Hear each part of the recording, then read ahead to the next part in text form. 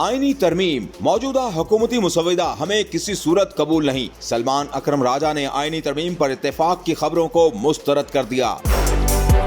एक निजी चैनल के प्रोग्राम में गुफ्तगू करते हुए सलमान अकरम राजा ने कहा कि ये गलत तासुर है कि पीटीआई आईनी तरमीम के लिए मुत्तफिक हो गई है। ऐसा बिल्कुल नहीं है। हमें फोन पर मुसव्विदा फॉरवर्ड किया गया था। हमने कहा कि हम फोन पर तो इस मुसव्विदे को नहीं पढ़ सकते, हम जाएंगे, प्रिंट करके दफ्तर में बैठकर पीटीआई के वकला इस पर गौर करेंगे और फिर हम वापस आकर आपको अपनी राय बताएंगे। सलमान अकरम राजा ने कहा कि आज 9 बजे हमने इस हवाले से एक मीटिंग रखी हुई है, लेकिन जो मैंने सरसरी सा ये मुसव्विदा देखा है ये बिल्कुल हमें काबिल कबूल नहीं होगा। इस मुसव्विदे में है कि आईनी बेंच में जो जज साहिबान होंगे उनका तकर्रुर एक कमीशन करेगा। अगर आप इस कमीशन की हैयत देखें तो फौरी तौर पर जो कमीशन वजूद में आएगा वो हुकूमत का डेमिनेटेड कमीशन है, यानी हुकूमत ही की जो अपीलें हैं इस वक्त वो तमाम अपीलें इस आईनी बेंच के पास चली जाएंगी और इस आईनी बेंच की तश्कील हुकूमत करेगी। तो ये बिल्कुल हमें कबूल नहीं है कि आईनी पैकेज में पिक एंड चूज एक कमीशन करे जिसमें हुकूमती अक्सरियत हो। सलमान अकरम राजा ने मजीद कहा कि हमें पहले ये तासुर दिया गया था।